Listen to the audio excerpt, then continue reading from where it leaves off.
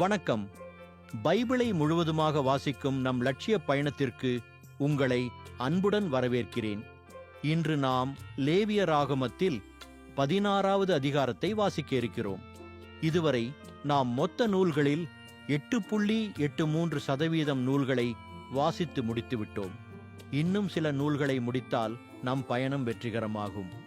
இன்றைய வாசிப்பின் மூலம் அந்த இலக்கை இன்னும் முன்னோக்கி நகர்த்துவோம். வாங்க தொடங்குவோம். பாவக்கழுவாய் நிறைவேற்றும் நாள். ஆரோனின் புதல்வர் இருவர் ஆண்டவரது திருமுன்னிலையை நெருங்கியதால் சாவுக்குள்ளான பின் ஆண்டவர் மோசேயிடம் கூறியது, ஆரோனிடம் நீ கூற வேண்டியது, அவன் சாகாதிருக்க வேண்டுமெனில் தூயகத்தில் தொங்கு திரைக்கு உள்ளே இருக்கும் இரக்கத்தின் இருக்கையின் மூடிக்கு முன்பாக அவன் விரும்பும் போதெல்லாம் வரக்கூடாது. வந்தால் சாவுக்குள்ளாவான். ஏனெனில் இரக்கத்தின் இருக்கையின் மேல் மேகத்தில் நான் தோன்றுவேன்.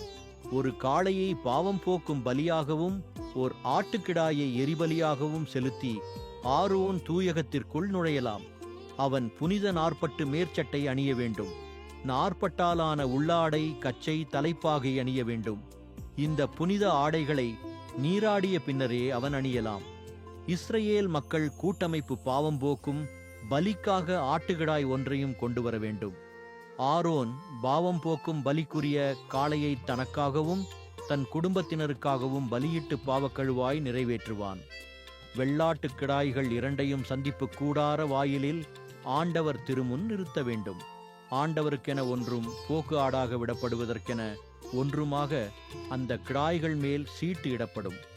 ஆண்டவருக்கென சீட்டு விழுந்த ஆட்டுக்கிடாயை பாவம் போக்கும் பலியாகச் செலுத்த வேண்டும்.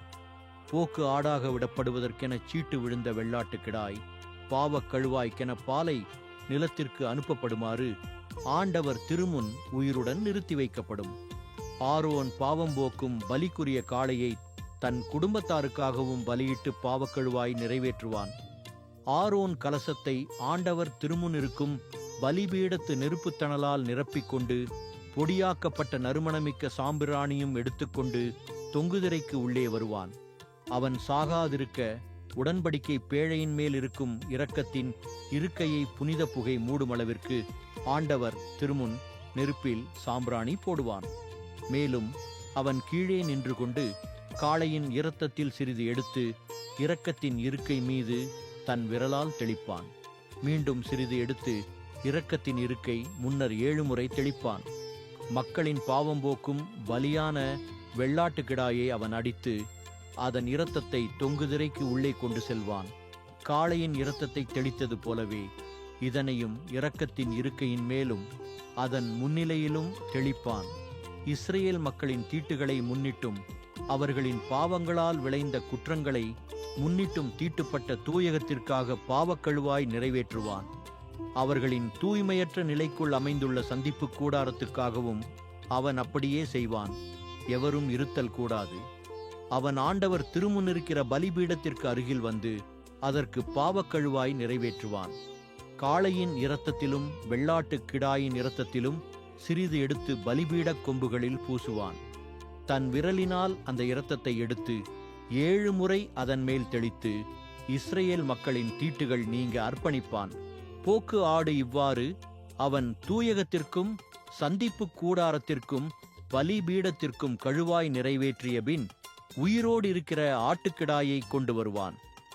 ஆரோன் 2 கைகளையும் உயிரோடு இருக்கும் அந்த கிடாயின் மேல் வைத்து இஸ்ரேல் மக்களின் எல்லா குற்றங்களையும் தவறுகளையும் பாவங்களையும் அறிக்கையிட்டு அதன் தலைமேல் சுமத்தி அதை பாலை நிலத்துக்கு கொண்டு செல்ல நியமிக்கப்பட்ட ஆள் மூலம் அங்கு அனுப்பிவிடுவான்.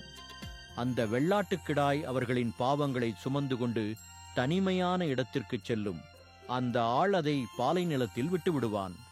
ஆரோன் சந்திப்பு கூடாரத்திற்கு வந்து தூயகத்தில் உடுத்தியிருந்த 40 ஆடைகளை அங்கே களைந்து வைத்து விடுவான். பின்பு அவன் தூய்மையான இடத்தில் குளித்து தன் ஆடைகளை அணிந்து கொண்டு தன் எரி பலியையும் மக்களின் எரி பலிகளையும் செலுத்தி தனக்காகவும் மக்களுக்காகவும் பாவக்கழுவாய் நிறைவேற்றுவான். பாவம் போக்கும் பலியின் கொழுப்பை அவன் பலிபீடத்தில் எரித்து விடுவான்.